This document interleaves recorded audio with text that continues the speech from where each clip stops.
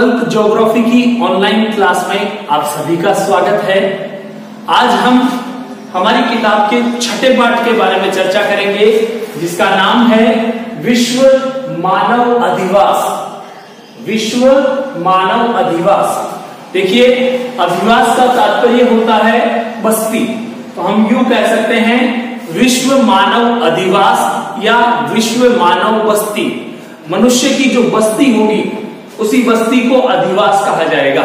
तो आइए जुड़ते हैं आज के टॉपिक पर और बात करते हैं मानव अधिवास के बारे में। देखिए, प्राचीन काल में जब मनुष्य की उत्पत्ति हुई और उसके बाद इस पृथ्वी पर वो अपने भोजन की तलाश में यहां वहां भटकता था, तब उसके पास कोई व्यवस्थित आवास नहीं था। लेकिन उसके बाद जैसे जैसे मानव का विकास हुआ, उसने रहना शुरू किया। किसी स्थान पर अस्थायी रूप से उसने अपने मकान बनाना शुरू किए। पेड़ों की छालों से, पेड़ों के पत्तों से, जानवरों की खाल से उसने अपने निवास स्थान बनाए। ये निवास स्थान ही मानव अधिवास कहलाते हैं। यानी हम कहें कि मनुष्य की मूलभूत आवश्यकताएं रोटी, कपड़ा और मकान, ये तीन होती है। हालांकि चौथी वर्तमान समय में मनोरंजन भी जोड़ी जा रही है। तो रोटी, कपड़ा, मकान में जो मकान हमारी मूलभूत आवश्यकता है, उसके बारे में आज हम चर्चा करेंगे विश्व मानव अधिवास यानी विश्व बस्ती के बारे में। तो अभी हमने चर्चा की कि मनुष्य ने अपने रहने के लिए अस्थायी रूप से या स्थायी रूप से मकान बनाने शुरू किए। आइए इस टॉपिक के विस्तार पर सबसे पहले हम बात करें कि मानव अधिवास कहते किसे हैं, इसका सामान्य रूप में अर्थ क्या होगा।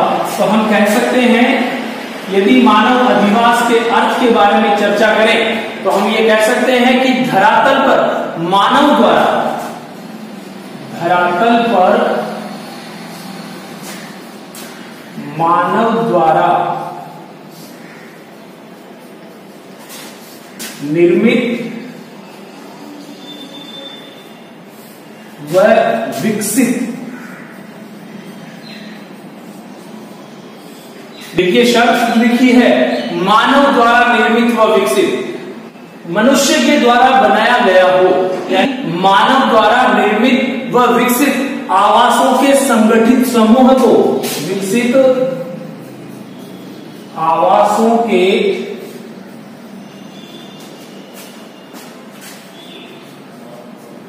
संगठित समूह को मानव अधिवास कहते हैं। मानव अधिवास कहते हैं। देखिए, हमने इससे पहले के पाठ में जब चर्चा की और हमने आदिवासी जनजातियों के अध्ययन के बाद भी पाया कि मनुष्य कई बार पेड़ों के ऊपर, पहाड़ों की गुफाओं में भी निवास करता था। जो प्राकृतिक रूप से ऐसे आश्रय स्थल, ऐसे मकान बने हैं, वो अधिवास की श्रेणी में नहीं आते। यहां हमने पढ़ा है धरातल पर मानव द्वारा निर्मित, यानी मनुष्य उसको बनाए, मानव द्वारा निर्मित और विकसित आवासों के संगठित समूह को मानव अधिवास कहते हैं। जब मकानों का ऐसा समूह होगा, उस समूह को मानव अधिवास कहा जाएगा। ऐसे मानव अधिवास स्थायी भी हो सकते हैं, जो हमेशा के लिए बने हो और मनुष्य उनमें हमेशा के लिए रहता हो। अस्थायी भी हो सकते हैं, यानी कुछ समय के लिए बनाए जा सकते हैं, उसके बाद उनको हटाकर किसी नए स्थान की तलाश की जा सकती है। एक अकेला मकान भी हो सकता है और ग्रुप में, संकुल रूप में भी वो मकान हो सकते हैं। तो इन मकानों की मूलभूत इकाई के बारे में अगर हम बात करें कि अधिवास जो है उसकी मूलभूत इकाई क्या है, हम कह सकते हैं अधिवास की मूलभूत इकाई, अधिवास की मूलभूत इकाई वही होगी जो आवास को हम दैनिक रोजमर्रा में हमारे द्वारा जिन शब्दों से संबोधित किया जाता है, वो सारी मूलभूत इकाइयां हैं। जैसे घर, मकान, झोपड़ी, आवास आदि। मकान को हम जिस जिस नाम से संबोधित कर रहे हैं वो सारे नाम जो है वो इस अधिवास की मूलभूत इकाई होती है। तो इस आवास के अर्थ के साथ साथ हम एक परिभाषा पर भी चर्चा करेंगे, ताकि परीक्षा की दृष्टि से यदि हमें पूछा जाए कि मानव अधिवास को परिभाषित कीजिए तो हम एक परिभाषा लिख सकते हैं। इसलिए हम बात करेंगे प्रोफेसर विडॉल डी लॉ ब्लॉश के शब्दों में। पहले पार्ट में हमने विडाल डी लॉ ब्लॉश के बारे में चर्चा की थी, तो उनके शब्दों में मानव अधिवास की क्या परिभाषा हो सकती है? मानव द्वारा स्वयं के आवास, मानव द्वारा इन्वर्टेड कोमा में लिखेंगे, मानव द्वारा स्वयं के आवास एवं अपनी संपत्तियों को, आवास एवं अपनी संपत्तियों को द्वारा स्वयं के आवास एवं अपनी संपत्तियों को रखने के लिए निर्मित संरचना, रखने के लिए निर्मित संरचना को मानव अधिवास कहते हैं। मानव अधिवास कहते हैं, यानी मनुष्य के खुद के रहने के लिए और उसकी संपत्ति को रखने के लिए, उसकी संपत्ति, उसके वस्त्र हो सकते हैं, उसके आभूषण हो सकते हैं, उसके पशु हो सकते हैं, उसके द्वारा संग्रहित भोजन सामग्री हो सकती है, उस संपत्ति को रखने के लिए जो संरचना बनाई जाती है उसे मानव अधिवास कहा जाता है। तो ये परिभाषा और ये अर्थ दोनों हमने क्लियर किया। इसके बाद अगर हम बात करें तो हम कहें कि निवास के आधार पर अधिवास की उत्पत्ति के भाग कितने हैं? निवास के आधार पर, निवास के आधार पर अधिवासों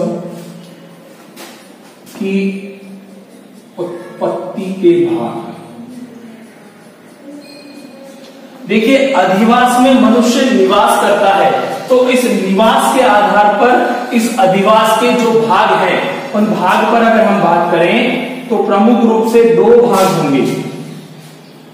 पहला भाग होगा अस्थायी आवास, अस्थायी आवास, और दूसरा भाग होगा स्थायी आवास, स्थायी आवास। सामान्य रूप से अगर इनके अर्थ पर चर्चा करें तो हम समझते हैं जो कुछ समय के लिए बनाया गया वो अस्थायी और जो हमेशा के लिए बनाया गया वो स्थायी। लेकिन अगर हम बात करें इनके बारे में, इनके अर्थ को विस्तार से समझने के लिए, तो हम कह सकते हैं कि अस्थायी आवास वो होंगे जिनमें रहने वाले लोग आखेट यानी शिकार और संग्रहण जैसे कार्यों से जुड़े होंगे। यानी हम कहेंगे अस्थायी आवास वो लोग बनाते हैं जो आखेट या संग्रहण कार्यों से जुड़े होते हैं, या यूं कहें आखेट और संग्रहण के लिए अस्थायी आवास बनाए जाते हैं। वर्तमान में कुछ ऐसी जनजातियां हैं जो अस्थायी रूप से आवास बनाकर विश्व में अलग अलग भागों में रहती है। हमने जनजातियों वाले पार्ट में चर्चा की थी एस्किमो जनजाति, बुशमैन जनजाति के बारे में कि उनके आवास स्थायी और अस्थायी दोनों रूप से बने होते हैं। एस्किमो के बारे में हमने पढ़ा कि वो इग्लू बनाते हैं जो बर्फ का घर होता है, बहुत ज्यादा ठंड पड़ती है तब, और जब वहां धूप का मौसम होता है तो वो तंबू में भी रहते हैं, वो अस्थायी आवास है। तो हम कह सकते हैं कि वर्तमान में नागा, बद्दू, एस्किमो, किर्गिज, बंजारा आदि जनजातियों के द्वारा, आदि जनजातियां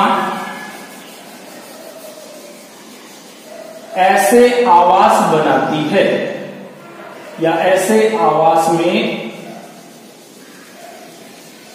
रहती है। कुछ समय के लिए इन आवास में रहेंगे और जब इनकी आवश्यकता पूरी हो जाती है तो इनको छोड़कर किसी नए स्थान की ओर वो लोग रुख कर लेते हैं। तो अस्थायी रूप से जो बने हुए आवास होंगे उनमें वर्तमान समय में जनजातियां निवास कर रही है।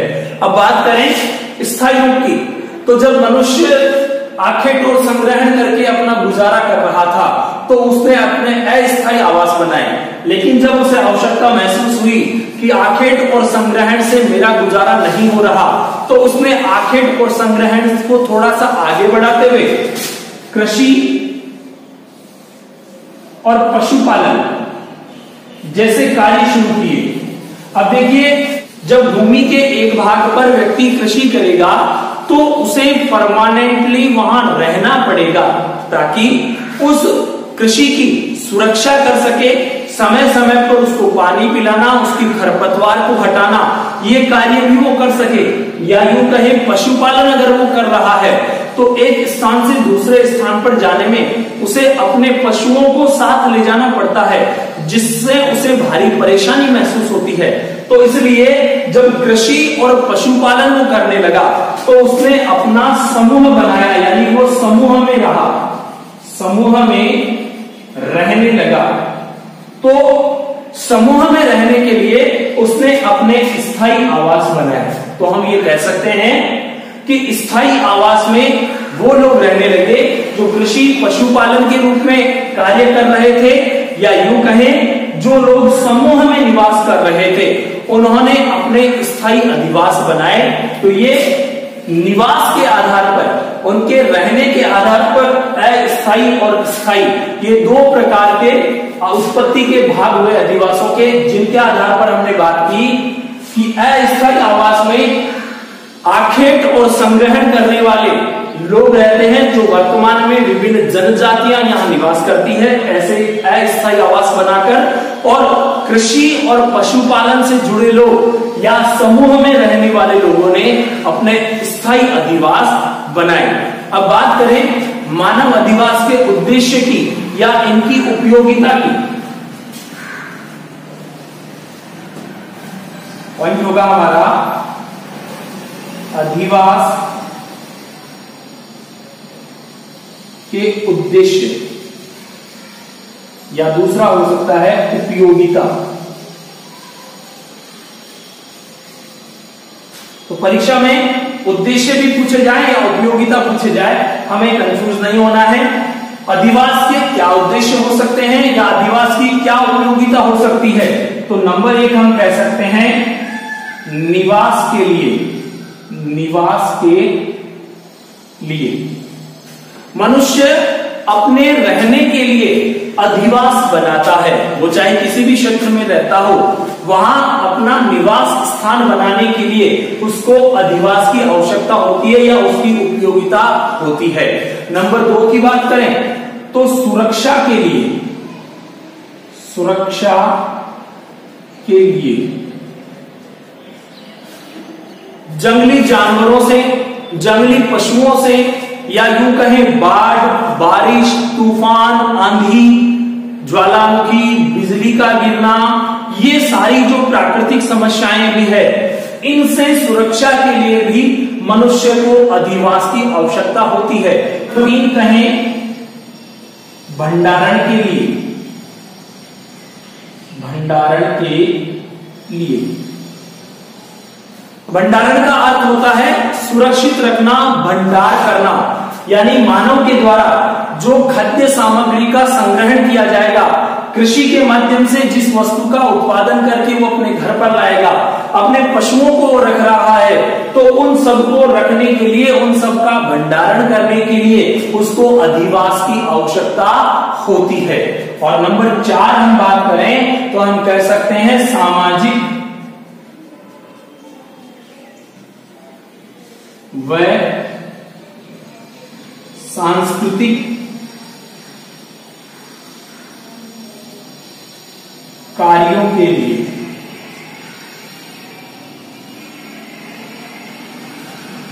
सामाजिक और सांस्कृतिक कार्यों के लिए। देखिए, हमने बात की कि मनुष्य एक सामाजिक प्राणी है, वो समाज में रहकर अपना जीवन जीता है, तो इस समाज में उसे अनेक प्रकार की सामाजिक गतिविधियों का हिस्सा बनना पड़ता है। उसे अपनी संस्कृति को जीवित रखने के लिए जो रीति रिवाज, जो मान्यताएं हैं, उनको पूरा करना पड़ता है। तो इन सभी को पूरा करने के लिए उसे अधिवास की आवश्यकता पड़ती है, जहां रहकर वह अपनी सामाजिक परंपराओं को और सांस्कृतिक रीति रिवाजों को पूरा कर सकता है। इसलिए सामाजिक और सांस्कृतिक कार्यों के लिए भी मनुष्य को अधिवास की आवश्यकता होती है। तो आज के टॉपिक में हमने मानव अधिवास के अर्थ, उसके परिभाषा विदाउट डी ला ब्लाश के शब्दों में, साथ ही साथ निवास के आधार पर अधिवासों की उत्पत्ति के दो भाग, जो अस्थायी और स्थायी आवास के रूप में होते हैं, और अधिवास के उद्देश्य और उपयोगिता पर चर्चा की है। आप इन सभी पॉइंट्स को अपनी कॉपी में नोट्स के रूप में तैयार करेंगे, हमारे अगले वीडियो का इंतजार करेंगे। पढ़ते रहें, आगे बढ़ते रहें। Thank you.